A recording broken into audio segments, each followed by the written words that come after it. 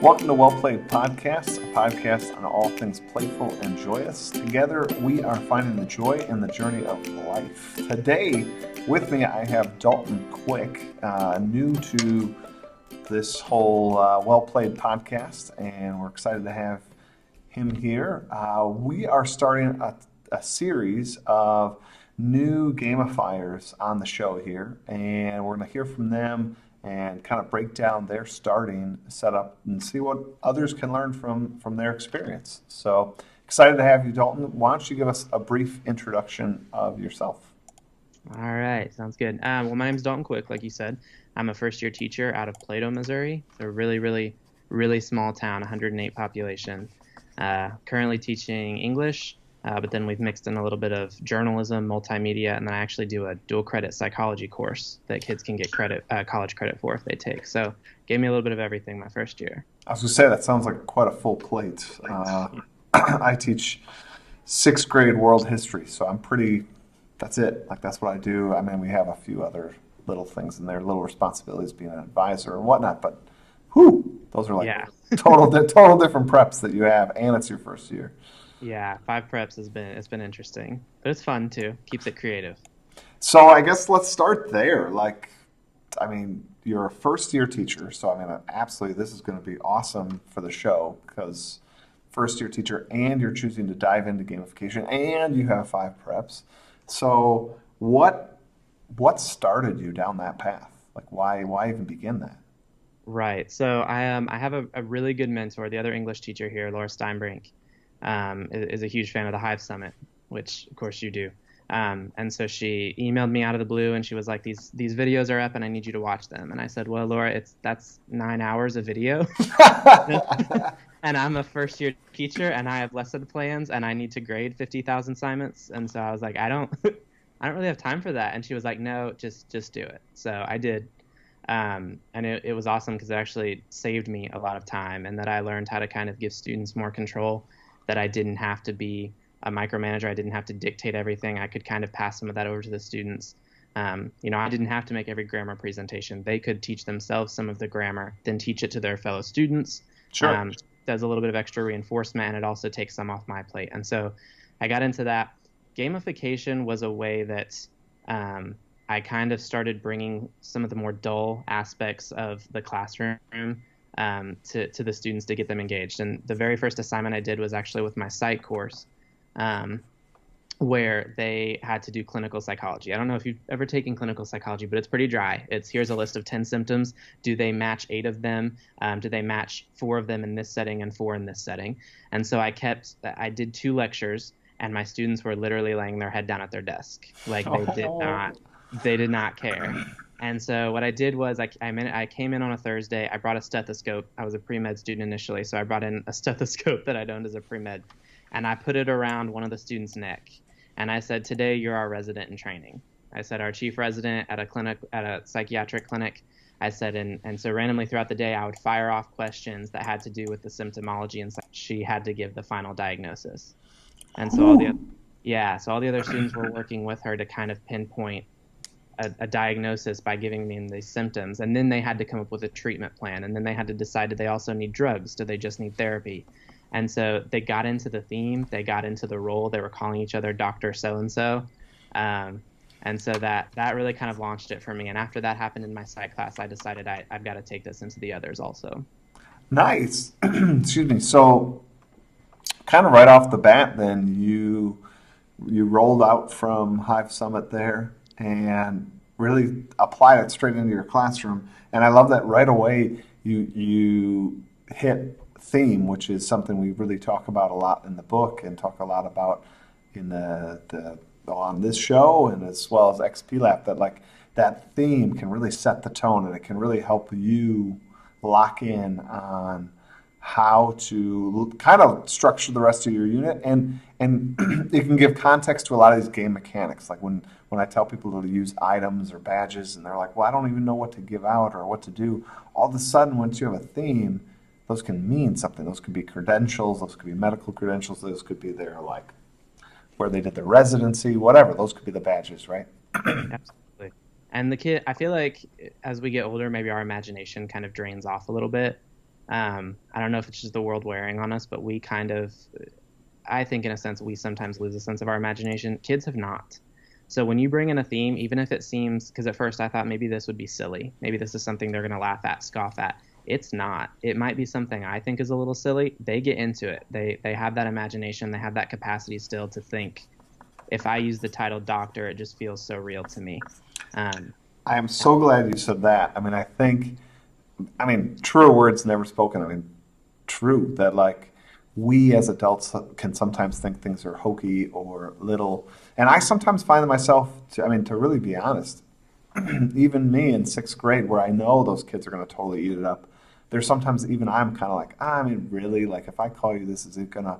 And it totally does. Like it works. So sometimes I think we're our worst enemy in this. Like, yeah, yeah, call him a doctor.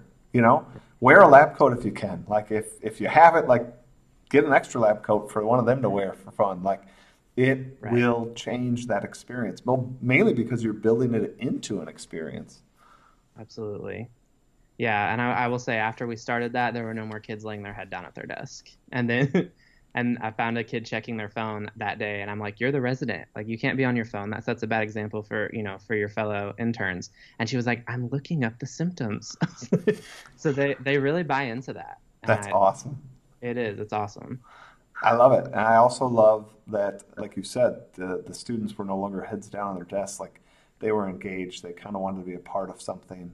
And I think that's really it, right? Like we all sort of yearn to sort of be a part of something bigger. And I think that's why sometimes people like to go home and watch Netflix, right? Like they can imagine a different world. They can become that powerful like lawyer in the courtroom, like while they're watching that TV show.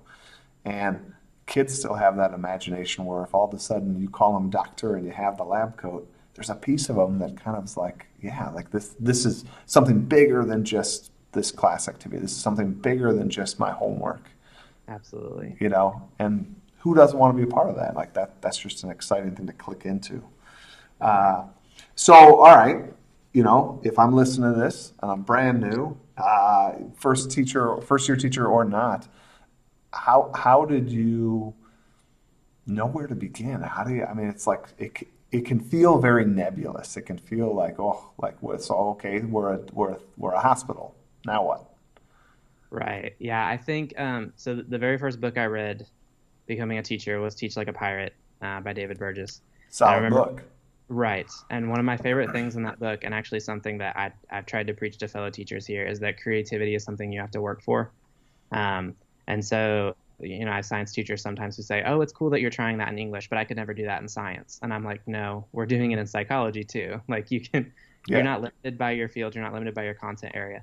And so I think it does involve a little bit of work on my part to think through what's something that's going to keep them engaged, what's a theme, what's a game idea. But when they're more engaged and they're more involved, they add to it. So it feels like a little bit more work up front, but then when they're adding to it and they're kind of taking it to new heights, I think it kind of lessens it. So really, I came up with the initial idea. I started this, you're the chief resident. They took it from there. So they were the ones who, when they found the diagnosis, my part was done. They had a diagnosis, they got their points as a resident, but then they said, no, we have to treat them. We can't just leave them with a diagnosis and there be no treatment. And so I started it, and then I let my kids kind of figure out where it was going from there. My English ones still don't know what they're playing for. They just know they're playing, and that's. they know it's seeping into other projects. So I like letting the kids take it. I think that's can be a really neat component is when it's sort of student led, student driven.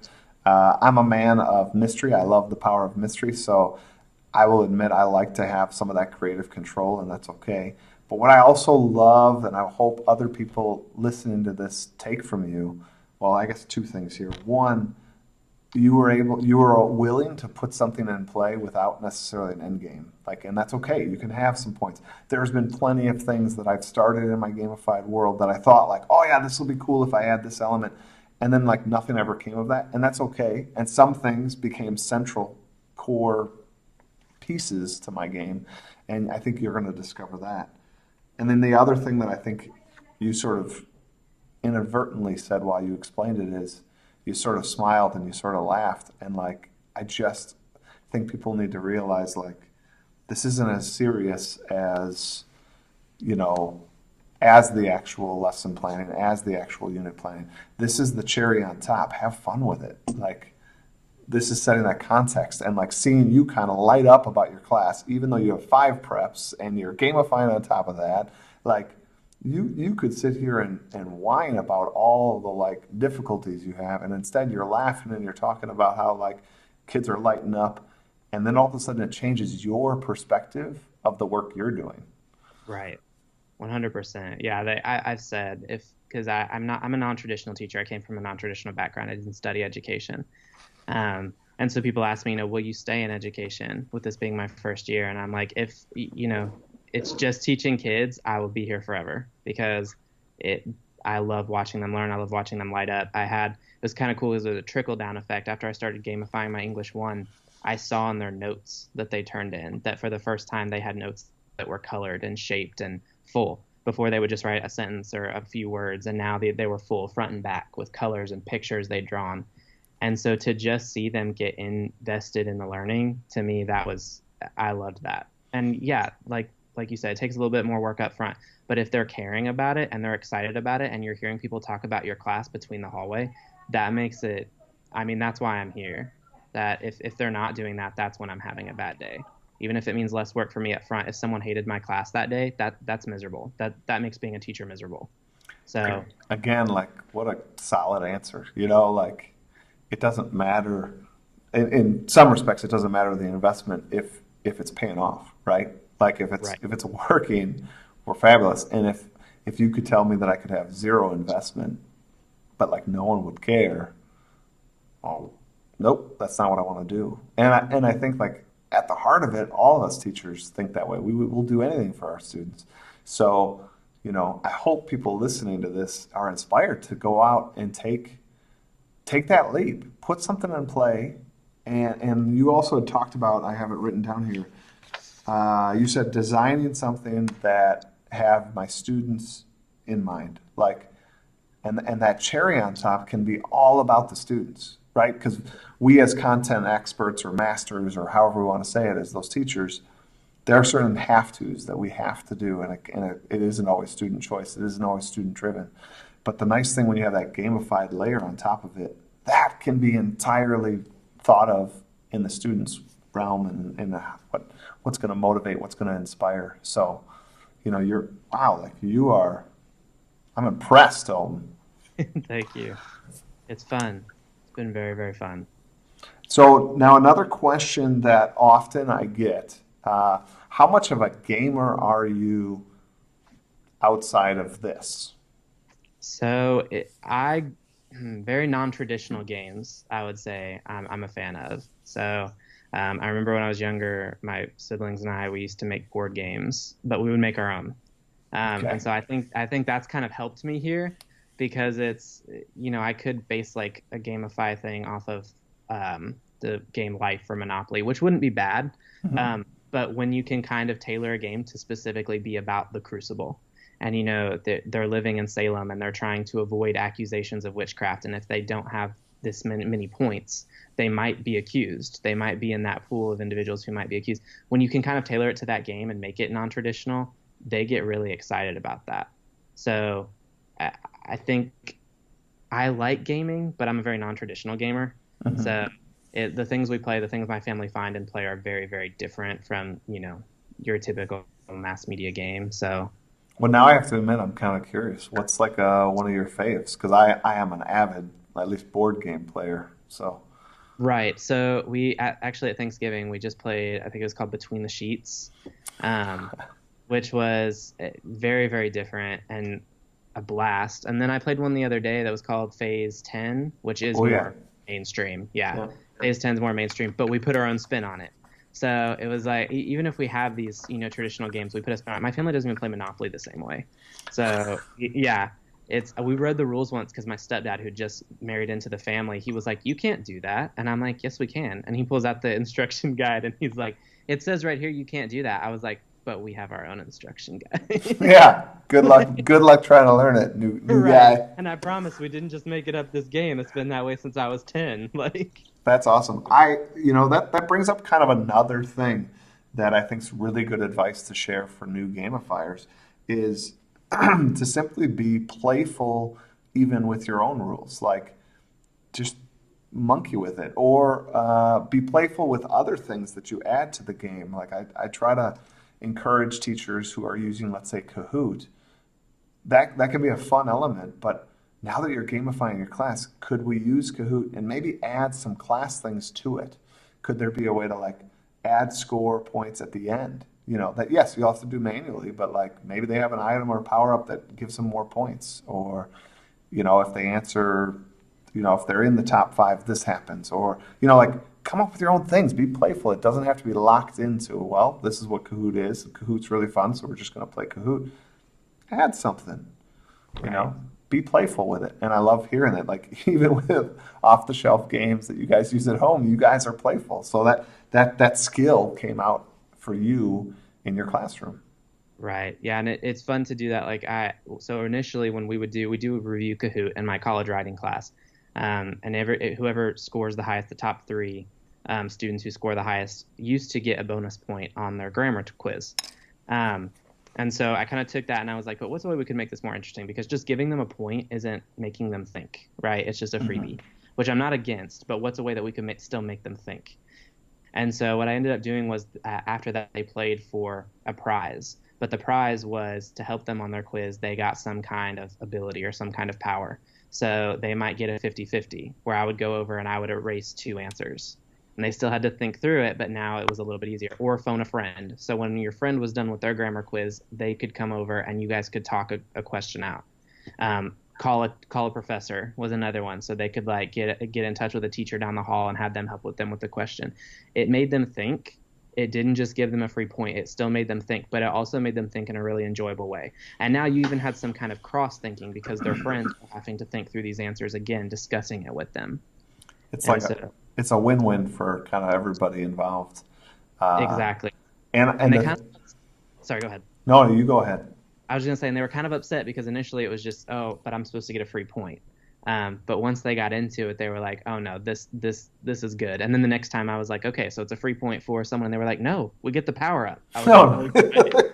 Yeah, like no, we want the power up now. exactly. I love it. I was going to say that I think that's really cool that your students kind of just converted there into like fully loving the sort of power up. But the other thing that I love about using kind of items like that have some sort of extra ability is the meta game that now exists within your class. Because like some of these things maybe can only be used so often, or which question to use it on. So now they're not only like diving into your content, they're also thinking, when's the best time to apply this ability, you know?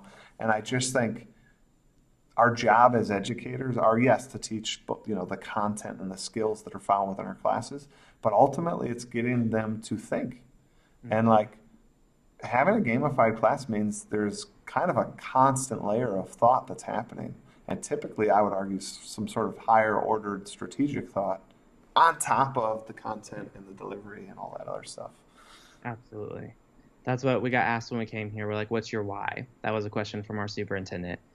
Why are you in this position this year? Why are you teaching? What do you want to see happen through that? And I said, honestly, I want them to learn how to think. That was the big thing for me. Not just share the content, not just share the knowledge. Like I want them to think and reason. And so I completely agree with you. When it seems like a game, and it's like that's not. Is gaming really teaching them to think all that critically? Yes, absolutely it is in multiple ways. Yeah. So I was able to gamify. I was able to get them to think, and so I think that's important. I think I found my why. I think you did too. So again, trying to help out those that are still on the fence, still thinking it through. Here you are, first year teacher tackling this. Some of my other questions are like time related. Like you spoke a little bit about, yes, it's more upfront cost. Yes, it's more upfront cost.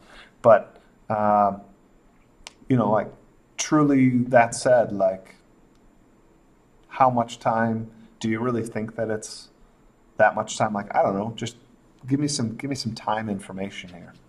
I think I will say I'm a lot more behind on grading this this quarter than I was last quarter since I decided to gamify. Hmm. To me, that's okay because to me, first off, the grades are going to be better because engagement's improved.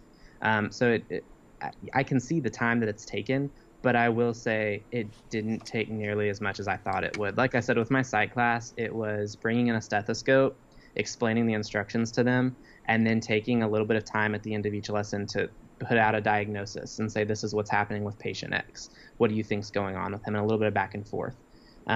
With my English 1 class, it was even quicker because I just started putting experience points up on the board. And then eventually I could tie that into something else. That was the biggest thing for me. The time it takes initially isn't that bad, and it's worth it. And it's not that gruesome. You come up with an initial idea, and then from there you can build on it. So it's not like you're spending 8 hours on a Sunday coming up with this so that Monday you have the full game ready to go. For me, that wouldn't be possible right now with where I'm at. I Sure. had to do it in stages. I had to do it in increments. So I come with that initial idea. I talk it over with my fellow teachers. They help me build it. The students help me build it. So the initial output isn't strenuous. It's a little bit of time, but it's not bad. All right. I mean, I like that, and I guess that kind of leads right into kind of that next thing.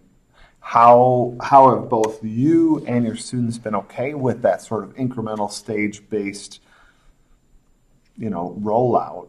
And probably quite honest, like when I say rollout, it's not like you even necessarily have the answers for stage two and stage three yet. Like how has that been for you? Is there any tips or advice you'd give on that? I think it keeps them interested, if we're being honest. Like, and that's one reason I haven't told like my English one right now are playing for experience points. If you don't have a certain amount of experience points, you have the chance of being accused of witchcraft, right? Because this is all set in Salem. That's Uh, awesome. right. So you want those experience points because you don't want the accusation, but they don't know that they're even playing for anything else. So are they getting bonus points on a test? Do they? I mean, they have no idea, and they're fine with that. I've had like one student say, "Well, what do the winners actually get?" Other than that, they're like, "Let's just keep going. Let's see where this goes. Who's getting accused this week?" So they don't mind. They're excited about it, and I think it keeps it interesting. If they knew, like the person at the end gets a couple bonus points on a test, are they still motivated to do it? They're just gonna think that's a couple points.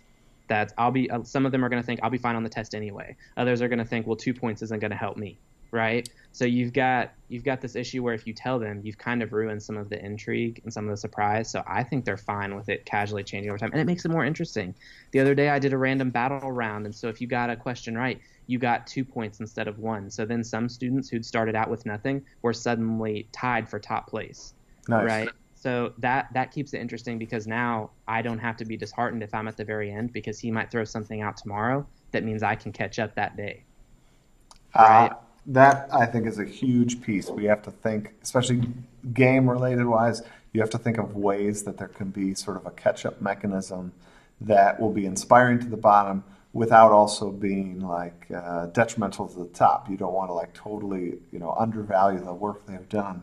And it sounds like you really had some good thoughts on that, and like that's awesome.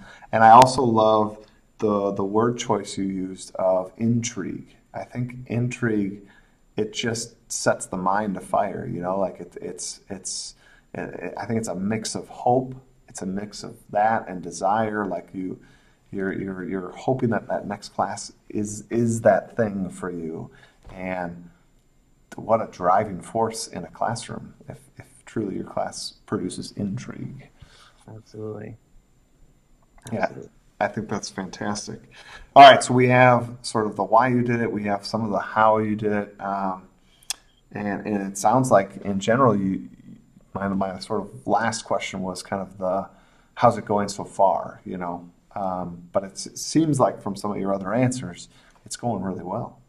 It is, yeah. And I'm like I said, I give my finals next week. Next week's our final week for the semester. So I'm excited to see how that compares with their first quarter finals now that I've done this throughout the second quarter. But I can't imagine that it's not going to be successful. Like I said, where students used to take no notes or would write down a couple sentences, now they've suddenly filled 2 pages. I have students asking, "Can I have another sketch note page?" I have students asking for colors because they want to color their notes, that are drawing things on their notes, that are kind of building the theme even into their notes. So I'm loving it, and I can't imagine the scores aren't going to be better with engagement being as heightened as it's been this quarter. So I'm excited.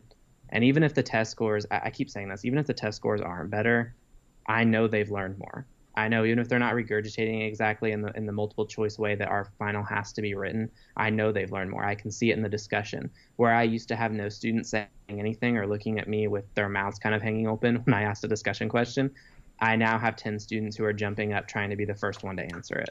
Yeah, I mean, like you said, you can. That's palpable. That's palpable change. Like you can feel it, and life skills like that note taking, and just sort of like the desire to do it right. To like actually finish those notes and clean them up and make them thorough, make them understandable with the color coding system. All of that speaks to the to becoming a better learner in general.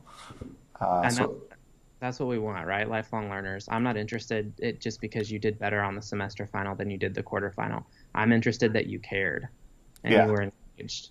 So, yeah. I mean, I was going to say like I feel like what you're actually handing them then is a lifelong skill, which might mean that the return on that investment isn't this week or this quarter or this test. You have to understand that you are investing in a change, in a shift of their trajectory. So when you think about like a rocket changing its trajectory, in the first 10 feet, it makes a minuscule difference. But once it's done its full, 4,000-foot flight, that tiny change in trajectory puts it in a total different place. So I think that's powerful that you understand that already as a first year teacher, and like that's kudos to you, I think, for knowing that. and you Uh, think about that. I was going to say, you think about that creativity aspect too. Just another thought I had. You think about the no, that's creativity great. aspect of it. I was reading an article the other day about how Google, the number one thing they look for when they hire somebody new is creativity and the sense of innovation. And so I have kids who I said are adding to the games, right? They're coming up with new thoughts, new ways to make it interesting and add levels to it or add characters to it. And so by that, they're developing their creativity skills. It might not necessarily be the book that developed that creativity. They might think The Crucible is boring. They might not care that Abigail accused John Proctor for this reason or that she drank blood out of a frog cauldron. Like they might not be interested in that. That might not be their cup of tea. They might not like the book, but they're still developing that creativity because of the game. The book might not have done it for them. The discussion might not have done it for them. The game did. Yeah, And so that sense of developing their creativity, their sense of innovation, that pays off too. I mean, that matters. That pays in dividends. yeah, So that's huge. All right, so unfortunately, I mean, our time has just zipped by. We're at the end here, and we have reflection time. I'm excited to sort of hear your take on it. So, are you ready? I'm ready. All right. This one is be willing to be a beginner every single day. Ooh, that's good. Yeah. I think being a teacher, I see that as huge. When the job I had before this, I was a researcher, and so I think coming in as a beginner every day it was dangerous because so much of what you were doing was building on the building blocks of what you'd done the day before. Now, I think if I come in and I'm in a vulnerable state where I can tell my kids like let's all learn this today. Let's all learn this today. I'm not the expert. Let's learn together. To me, that's huge, and I think that comes in every day by I mean, like that said, by being a beginner, by saying, I'm starting fresh, you're starting fresh. A big thing in my room is I don't know it yet. I use the word yet a lot. I don't Sure. know it yet. You don't know it yet, but we will. Right? So I think coming from that place of you have a fresh start, you have a new beginning, and we don't know it yet, but we will by the end of the day. I like that. And yeah, coming down to your kids' level, I think letting them know, like, I'm learning with you. This is my first year as a teacher. This is your first year in my class. Let's learn together. This is a fresh start, a fresh beginning. So I think that that drives my classroom. I think that's solid. I think that we all of us teachers who have been in the profession for a while, can benefit by remembering yes, there were plenty of hard work hours of building your curriculum in the state that you're in and the year that you're in. your first year. But there was also, to go back to Dave Burgess, there was also a creativity and openness, a flexibility, you know, because you didn't have that favorite unit yet that you had to get to. You didn't have that favorite unit that when something comes up and that, you know, you're like, oh, but that's going to mess up my favorite unit. You don't have anything. So like when somebody's like, hey, we're gonna have a speaker come in, you're like, great, let's have a speaker come in. Where everybody else is like, blah, blah, blah, blah. That means an adjusted schedule and that's gonna ruin my, you know. But it meant that like back then, being that beginner, all you saw besides work was possibility. Right. And that, you know, to be reminded of that as, I mean, I've been in my current position teaching the exact same curriculum. This is my 11th year, you know, and I try my hardest to remember being that beginner, to remember being like anything's possible next unit because I don't have that next unit planned. And while that can sound like a bad thing, it can also be a tremendously good thing to be open to the possibilities that could be Right. created. I think it creates a sense of humility too for me, because I can have a lesson and it can go horribly wrong, and I can show up the next day and say, I'm sorry, like that didn't work. I know it didn't work. Let's start over. How can we make that better? And so having the humility to say that is, I think, a huge thing for your kids, but it also helps keep you sharp. You know, you have to do what's best for them, and if you mess up, that's okay. You start again tomorrow. I love it. Those are fantastic words to end on. Thank you so much, Dalton, for joining us on Well Played today. Thank you for having me. I appreciate it. I hope we can tap you on the shoulder again. I thought this was a great episode. Hopefully, people are still listening and hearing every word because I thought it was jam-packed full of good stuff this time. Absolutely. Yeah, it's great to connect with you. Yeah, wonderful. Everyone else, thank you for listening and giving up your time this week. I really want to encourage you guys to go on to my YouTube channel, hit subscribe because I'm going to do a big, I think, winter holiday giveaway. But you got to be a subscriber, and you're going to want to find out about that over there. So go check out youtube.com/MrMatera and hit subscribe. Check out some of the content there. Everybody, enjoy your week and play on.